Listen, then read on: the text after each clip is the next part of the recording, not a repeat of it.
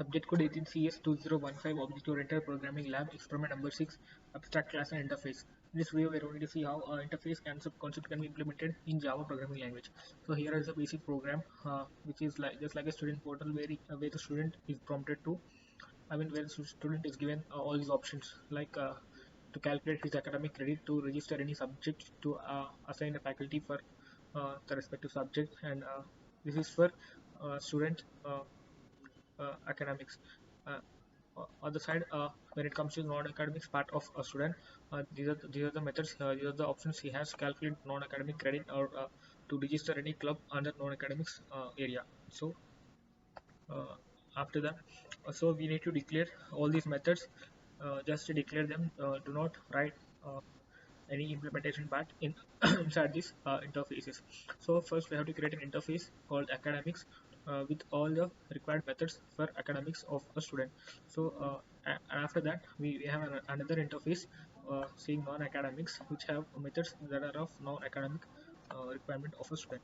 So after that we have an abstract class codes, which is to uh, read the assign all the name and roll number of students using the constructors. We use this abstract class course, and also we have an array list for subjects, faculty, and club. This is available in the util package of Java util package. Since we have imported this above, we can use this array list. We are creating an object for this array list. uh, this is the reference of our object subject list, and the next one is faculty list and the club list. So these lists can be added with any kind of data. So uh, these three are lists, and after that we have in integer type data, that is credits and non-academic credits, which have to be calculated. So after that we are using a scanner object here in this abstract class. This is the data member which can be shared across, shared among the child classes which inherit this course. So all these are these data members of this course class, and also we have a default constructor, and we have name, register number, and non-academic club name as under string data type, and we are using this parameterized constructor with two variables to initialize a name and register number. Each time when we create an object for this child class, this superclass constructor will be invoked, and his name and register number will be initialized automatically. And after that we have a student, we have two kinds of students here, which student one extends course and implements academics. Means academics, a student related to academics, and students non-academics part also. So here we can see student 2 extends course and implements non-academics. So first we'll see this first student, that is academics part of a student. So his name and register number will be passed when we create an object for this child class, and those values will be passed to the superclass constructor using this super keyword. And after that we have we are implementing the methods which we have declared in the interface above, academics interface above. So one of those methods is calculate uh, academic credit. So for example, 3 credits for, if we assume 3 credits for subject, for any subject, so that many credits will be given to the student.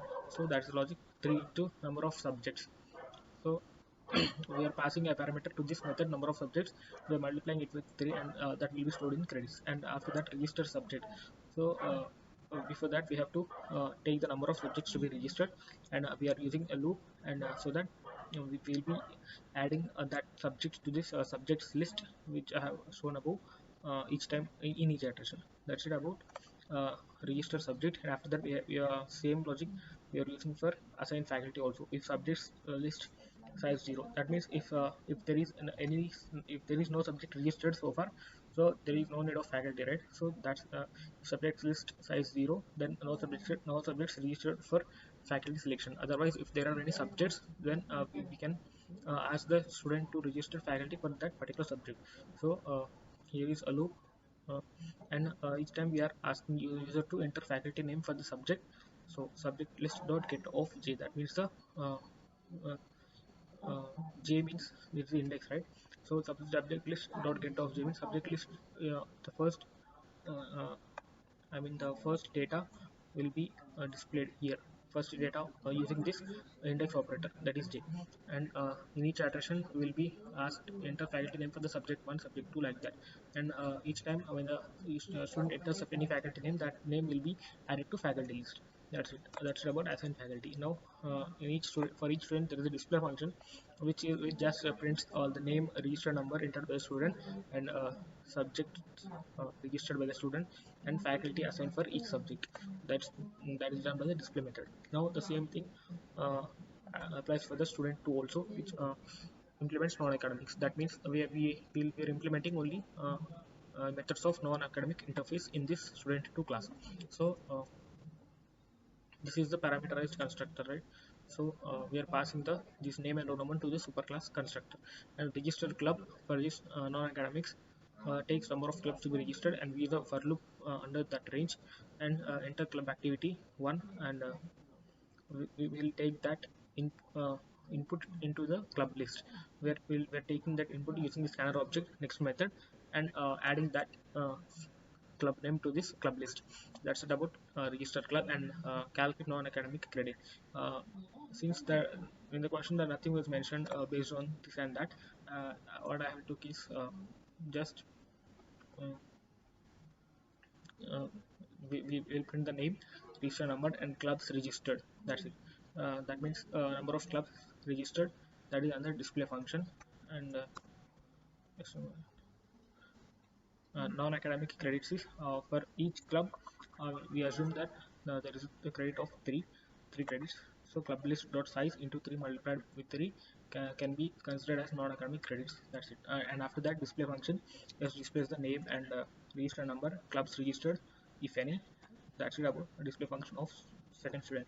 So we are implementing all these methods using a class interface class below with main function. So here is a menu for the user to choose between academics and non-academics. So if the user presses 1, it has to show the it has to call the create an object for the student 1, or else we will create an object for student 2. Using that object, we have to call this corresponding method, that is subject uh, academic credit calculation, assign faculty, and display method. Same thing applies for this second student also, non-academics part of the student also.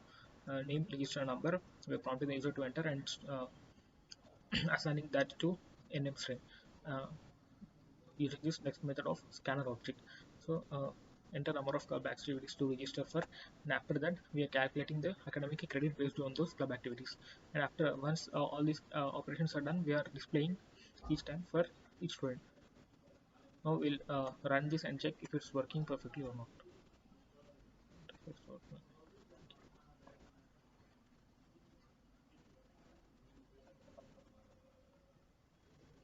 Just a minute.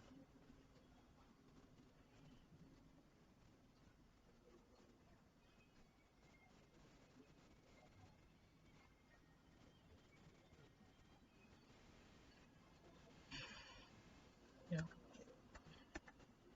For example, when you press 1, that is for academics, we will be prompted to enter the name. For example, if the name is Sandy, and register number is 1 2 3 4 5 6, number of subjects if it is 2, subject 1 mass, subjects, and the faculty name for subject mass, we see ABC. For physics we'll say DEF. And yeah, we can see the display method here: name Sandy, register number, subjects registered, the mass physics, faculty selected mass ABC. For physics it is DEF, and total credits is 6 because there are 2 subjects registered. That is for academics. Now we'll check for non-academics also. Enter name Sandy, register number 1 2 3 4 5, number of club activities to register for 2. uh, One is hacking club, second one if it is IoT. Yeah, we can see the details: name, register number, clubs registered, 2 clubs. So now we'll see our second program interface, that is to operate all the mathematical operations to like addition, subtraction, and under basic operations, I mean arithmetic operations, and sine, cosine, and tan values under trigonometric operations. So for that we are creating an two interfaces with for one is for basic arithmetic operations, and second one is for trigonometric operations. So these are the methods under basic arithmetic operations, that is add, subtraction, multiplication, division, and modulus operation. And under trigonometric operations, we have sine, cosine, and tan calculations. And after that, we have abstract class calculator class, which is to initialize the values. That means the numbers, to initialize the numbers, we have constructors under this class to initialize the values. That's it. So here is a scanner class to read the input from the user, and these are the variables which I have declared under double data type.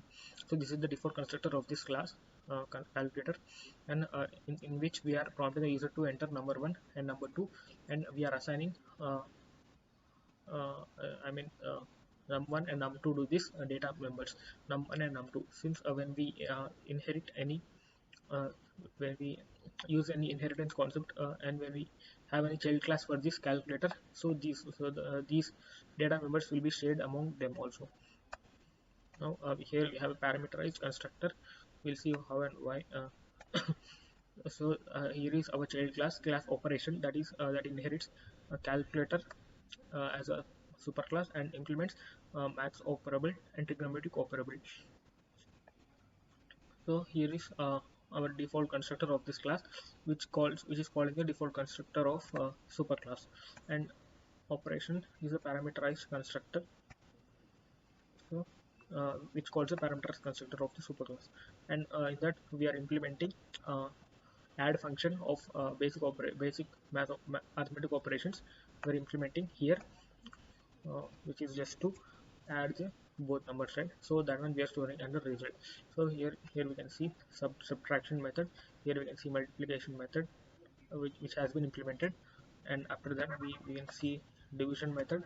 Same is the case with modulus operation, and we have implemented a sine function. To do that, we are converting uh, the user entered value to radians using a 2 radians method from under math module, and passing that to the sine function under math module, so that the result will be assigned with the correct appropriate sine value. And after that, we are converting I mean we have implemented cosine value also, cosine method also, and tan method also. After that, we have I think okay. Each time we create we call this method, the result of this parent class will be updated with the calculated result. So all these classes we are operating through this main class, that is interface 2, which has a main method in it, and which has infinite value also.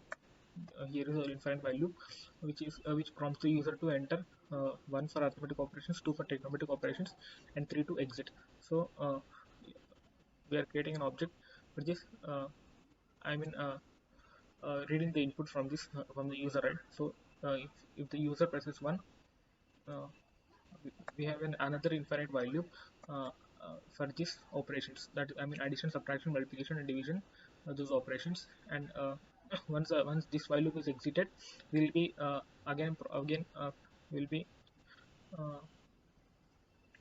again given these options, arithmetic operation and trigonometric operations. So for that, we are prompting the user to enter 6 to break this loop, or else print an invalid input for any other input. We'll see if the user presses 1. We are creating an object for this operation class, and using that object we are calling the add method. After once we call the add method, the result will be updated, right? So using the same object, we are calling the result variable of the parent class, right? I mean the object class, right? So we are using that object one dot result, that will be the sum. And same is the case with all these methods. And after that, if the user presses 2, that is for trigonometric operations. uh, Same is the case.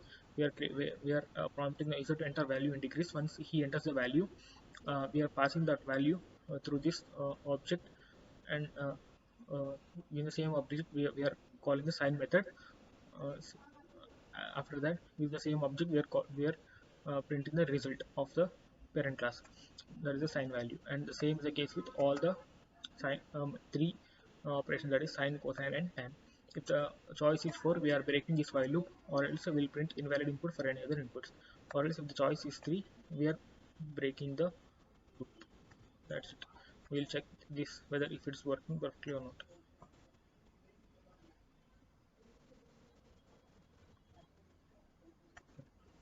Yeah, we can see the menu: arithmetic operations, trigonometric operations, and 3 to exit.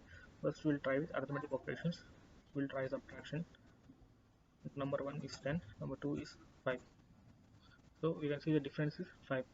So we'll exit from this menu. We'll be given this menu, and once we now we'll check for trigonometric operations 2. We'll check cosine, cos, 0 0 degrees. Yeah, we can see cosine of 0 degrees is 1. We'll check 3, but tan of 45 degrees is 1, right?